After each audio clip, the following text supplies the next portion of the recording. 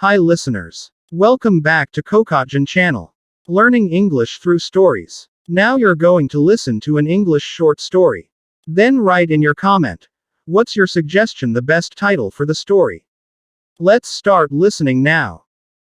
58. A man who was bored with living in London and desired to move to the country was looking for a house from which he could get to his office in the city easily every day. One day he saw an advertisement for a suitable house in Hampshire which was claimed to be within a stone's throw of a railway station from which there were frequent trains to London. He telephoned the house agency and arranged to go down by train the next day and have a look at the house. The house agent met him at the station and they drove to the house, which was at least a kilometer from the station. The man who had come to see the house turned to the house agent when they reached it and objected, "I should be very interested to meet the man who threw that stone you mentioned in your advertisement."